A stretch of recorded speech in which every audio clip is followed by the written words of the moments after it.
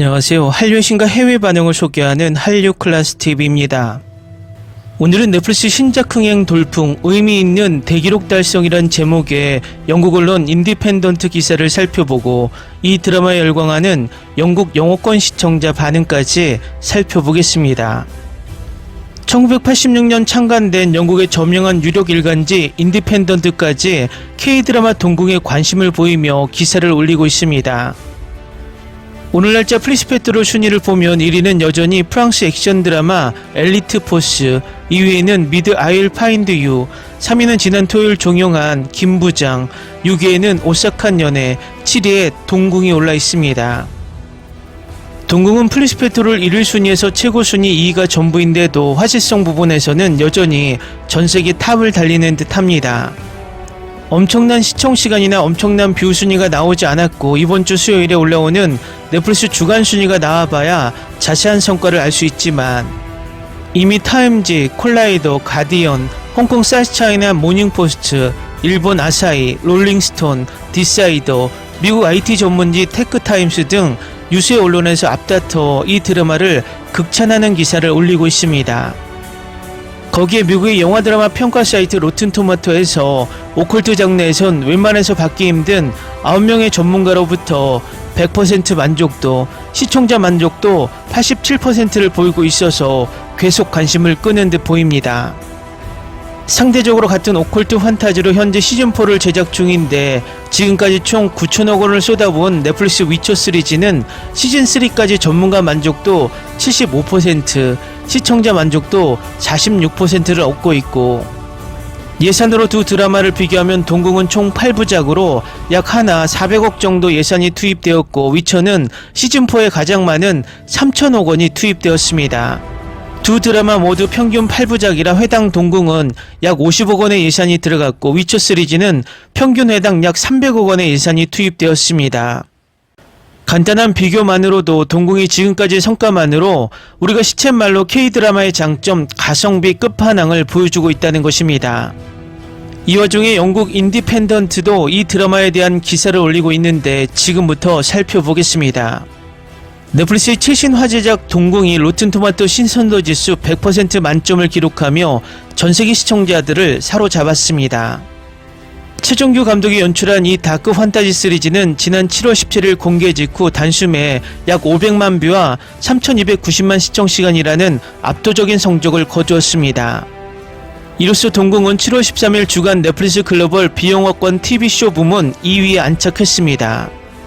남주혁, 노윤소, 조승우 주연의 동궁은 조선시대를 가상의 세계관으로 재해석한 8부작 다크 판타지 시리즈입니다. 이 작품은 왕실을 위협하는 위험한 악기를 사냥해야만 하는 거침없는 성격의 테마사의 이야기를 그립니다.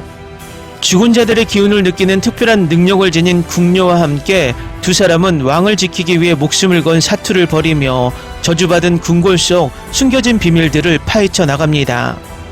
동궁은 현재 9개의 평론가 리뷰만으로 로튼토마토 신선도 지수 100%라는 놀라운 성적을 유지하고 있습니다. 다만 향후 더 많은 리뷰가 등록되면 이 점수는 변동될 수 있습니다. 미국 평가 매체 디사이더는 이 작품이 충분한 호기심을 자극한다라며 압도적인 영상미와 탄탄하고 몰입감 넘치는 세계관 구축만으로도 기꺼이 시청할 가치가 있다고 호평했습니다. 해당 매체의 메디 카샬레 평론가는 첫 화부터 시청자를 단숨에 사로잡아 반전을 거듭하는 이야기 속으로 빠져들게 만든다라며 K-드라마 판타지 사극 그리고 어두운 오컬트 장르를 좋아한다면 무조건 스트리밍해야 하는 작품이라고 극찬했습니다. 한편 일반 시청자 평점인 팝콘 지수는 현재 92%를 기록하고 있습니다. 이 역시 향후 더 많은 시청자들이 로튼토마토의 리뷰를 남김에 따라 변동될 수 있습니다. 미국의 온라인 커뮤니티 레딧의 한 유저가 남긴 후기에 따르면 연기력은 무난한 편이었지만 감정선의 깊이가 조금 아쉬웠다라며 스토리텔링도 아쉬움이 남는다. 시청자들의 호기심을 자극하고 긴장감을 불어넣기 위해 여러 격가지 설정들을 던지기는 하지만 서사 구조가 너무 일직선상으로 흘러가는 느낌이었다. 뭔가 알맹이가 빠진 듯한 기분이다. 그래도 큰 기대 없이 가볍게 본다면 충분히 즐길 만한 작품이다라고 평가했습니다. 이번 신작은 오징어 게임 시즌3가 대단원의 막을 내린 지 1년 만에 공개되었습니다. 넷플릭스 역사상 가장 성공한 글로벌 K-드라마로 꼽히는 오징어 게임은 한국 시리즈 최초로 미국 넷플릭스 오늘의 탑10 1위에 오르며 새로운 역사를 쓴 바 있습니다. 또한 팀버튼 감독의 웬즈데이를 제치고 누적 시청 22억 시간, 총 2억 6,520만 뷰를 기록하며 넷플릭스 역대 최고 흥행작 자리를 굳건히 지키고 있습니다. 이후 넷플릭스는 한국 엔터테인먼트 시장에 대한 투자를 대폭 확대해 왔습니다. 지난 2023년 테드 사란도스 넷플릭스 공동 최고 경영자는 향후 4년간 드라마, 영화, 예능을 아우르는 한국 콘텐츠 제작을 위해 총 25억 달러를 투자하겠다고 발표한 바 있습니다.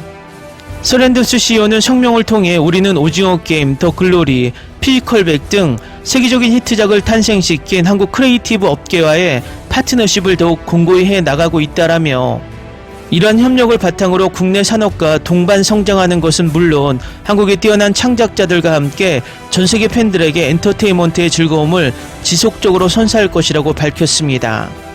다음은 동궁에 열광하는 영국 영어권 시청자 반응입니다. 더 크라운이 현대 영국 왕실에 세련되고 조용한 정치적 암투를 다뤘다면 동궁은 피블린에 나는 조선 왕실의 생존 경쟁을 보여준다. 영국 사극이 격식뒤에 칼을 숨긴다면 한국 사극은 대놓고 귀신과 칼이 춤을 추는 다이내믹함이 있어서 도저히 눈을 뗄 수 없다. 넷플릭스가 왜 한국 사극에 막대한 자본을 투자하는지 비주얼만 봐도 단번에 이해가 간다.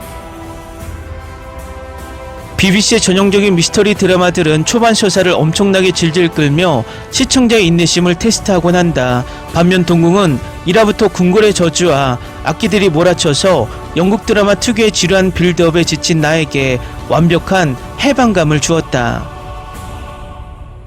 8부작이라는 짧은 호흡 안에 이토록 방대한 오컬트 세계관을 압축해낸 속도감이 정말 경이롭다.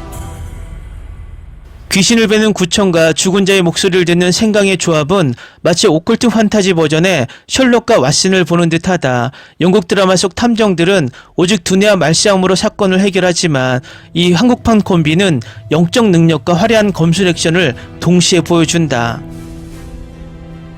두 주인공이 서로를 구해주며 대등한 파트너로 성장하는 서사가 매우 현대적이고 매력적이다.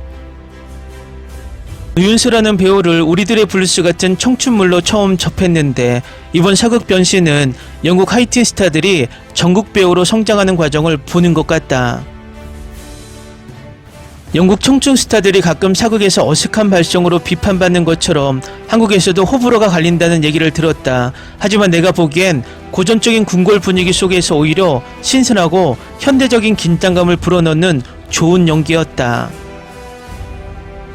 블랙미러가 기술이 가져온 미래의 차가운 공포를 준다면 동궁은 과거의 유산과 민간신앙에 뒤엉킨 뜨겁고 기괴한 공포를 선사한다. 동양의 고풍스러운 궁궐이라는 한정된 공간 안에서 인간의 탐욕이 악귀로 형상화되는 과정이 소름 돋는다.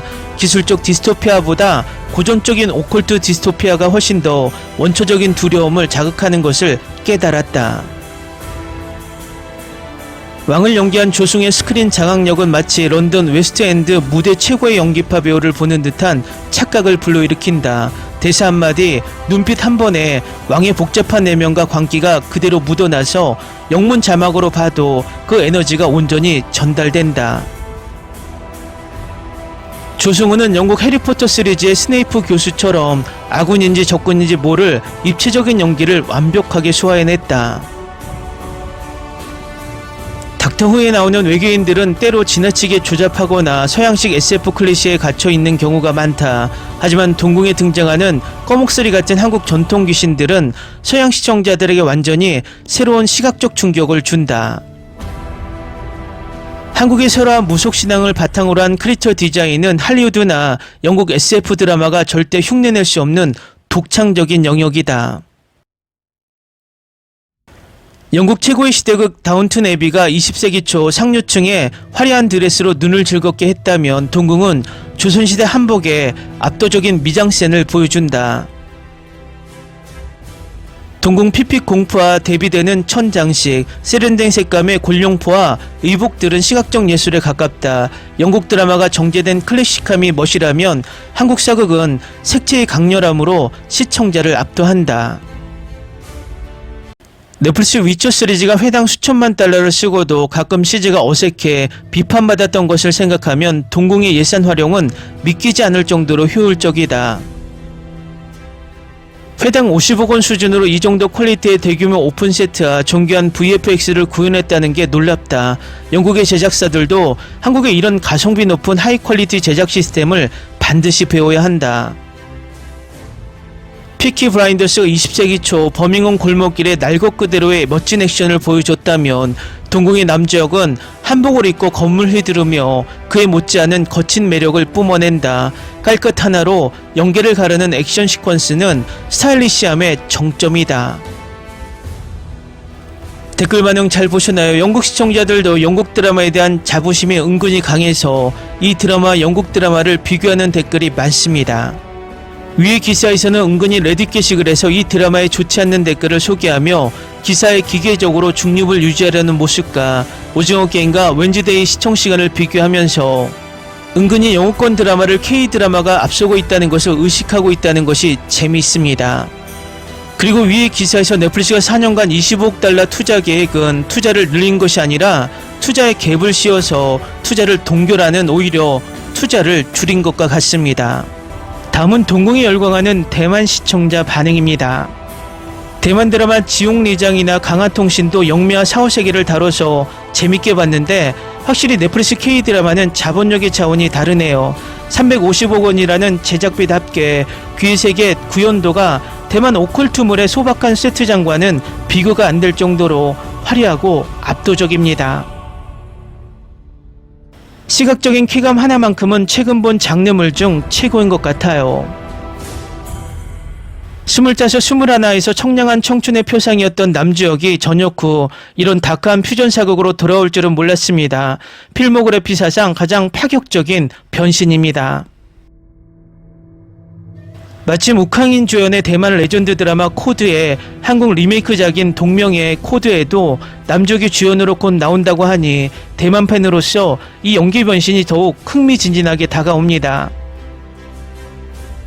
드라마 손도 게스트와 불가사를 인생작으로 꼽는 장르물 마니아인데 역시 권소라 서재원 작가 부부의 필력은 실망하게 하지 않네요.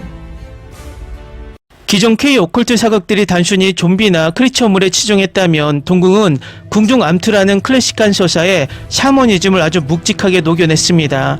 서양의 콘스탄틴을 한국 조선시대로 완벽하게 이식한 느낌입니다.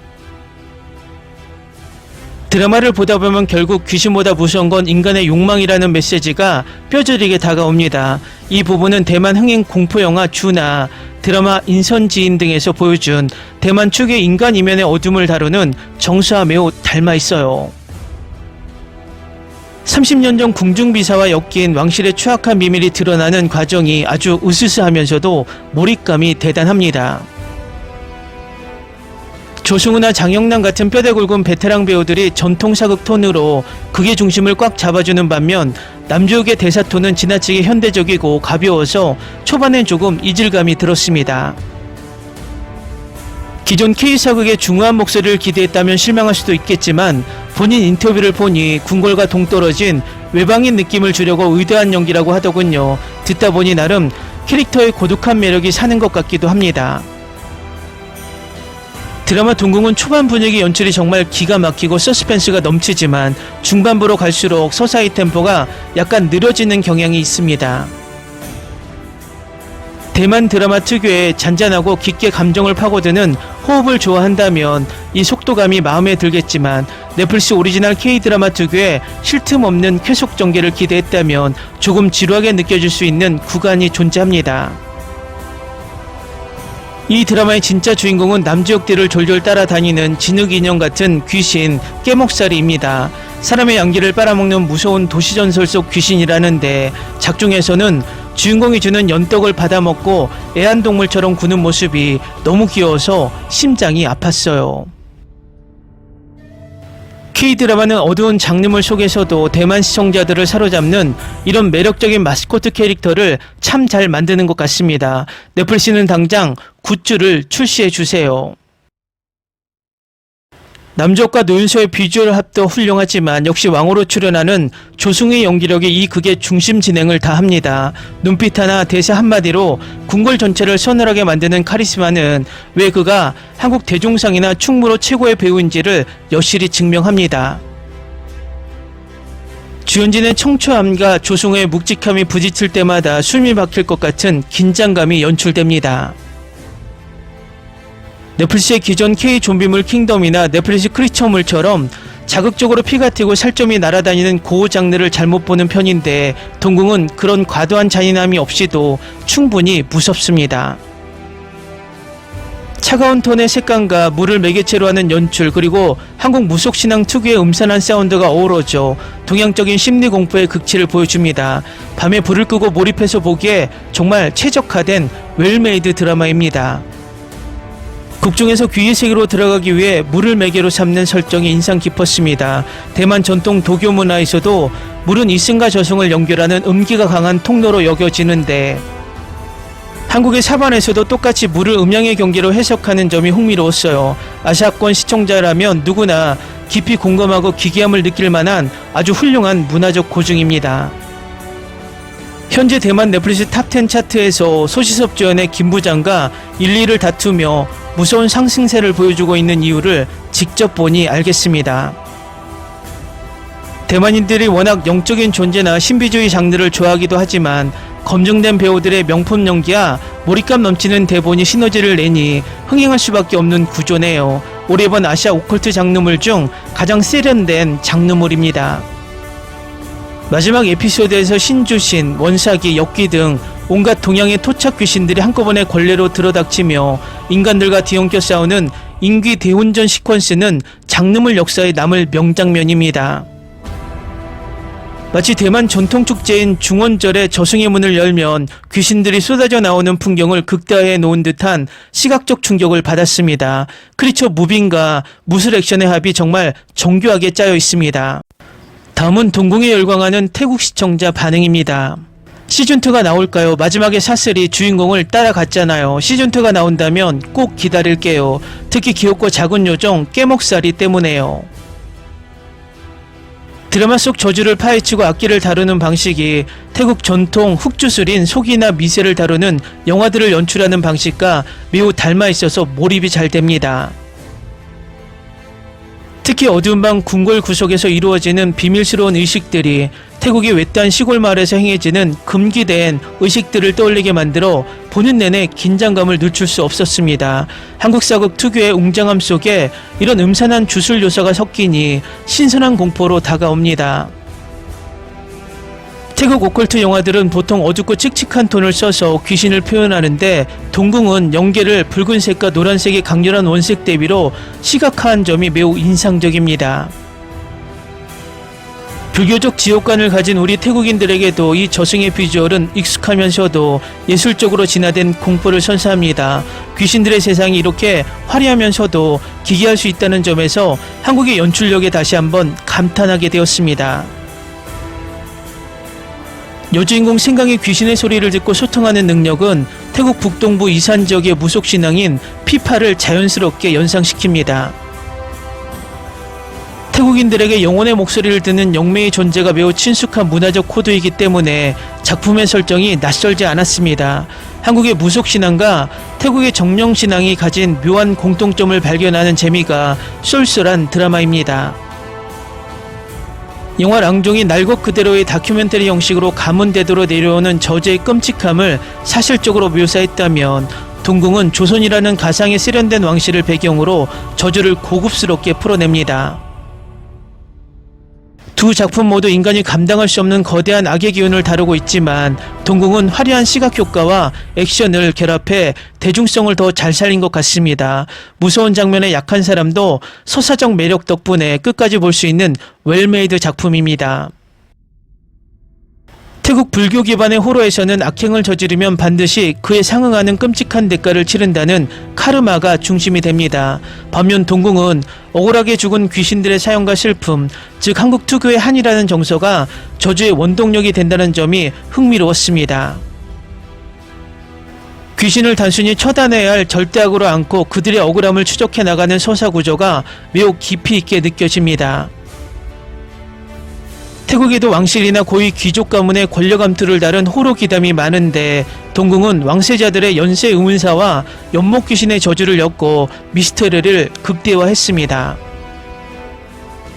왕실의 품격대에 숨겨진 인간의 추악한 욕망이 저주를 부른다는 설정은 언제 봐도 매력적입니다. 단순한 공포물을 넘어 픽션 사극이 줄 수 있는 최고의 긴장감을 선사하는 스토리라인입니다. 최근 넷플릭스에서 유행했던 태국 학교 호러 시리즈들이 현대적인 공간에서 자극적이고 잔인한 고의 연출에 집중했다면 동궁은 고전적인 조선궁궐의 미학을 극대화했습니다. 비주얼이 고풍스럽고 우아하다 보니 잔인한 장면이 나와도 불쾌하기보다는 하나의 거대한 잔혹동화를 보는 듯한 느낌을 줍니다. 시각적 완성도와 CG 퀄리티 면에서 자본의 차이가 확실히 느껴지는 대작입니다. 그동안 태국 콘텐츠에서 자주 보던 좀비나 전통 귀신 피크라항, 피프롭 등과는 완전히 다른 한국 설화 속 귀매들의 디자인이 매우 신선했습니다. 한국의 기담을 현대적이고도 독창적인 크리처물로 재해석한 비주얼 기획력이 돋보입니다. 괴기스러우면서도 한국 고유의 민속적 색채가 묻어있어 해외 시청자들에게 신비감을 주기에 충분합니다. 8부작의 짧은 전개 동안 동궁에 얽힌 거대한 비밀의 서막을 성공적으로 열었고 결말부 역시 다음 이야기를 궁금하게 만들며 끝났습니다. 태국 소셜미디어에서는 벌써부터 시즌2 제작을 촉구하는 글과 다양한 세계관 분석 시나리오를 쏟아내고 있습니다. 동양풍 무속 판타지의 새로운 지평을 연 작품인 만큼 더 확장된 세계관으로 빠르게 돌아오기를 기대합니다. 재밌게 잘 보셨나요? 여러분의 구독, 좋아요, 댓글, 알림 설정은 영상 제작에 큰 힘이 됩니다. 이 영상을 보신 모든 분들 항상 대박 나시고 행복하시길 바랍니다.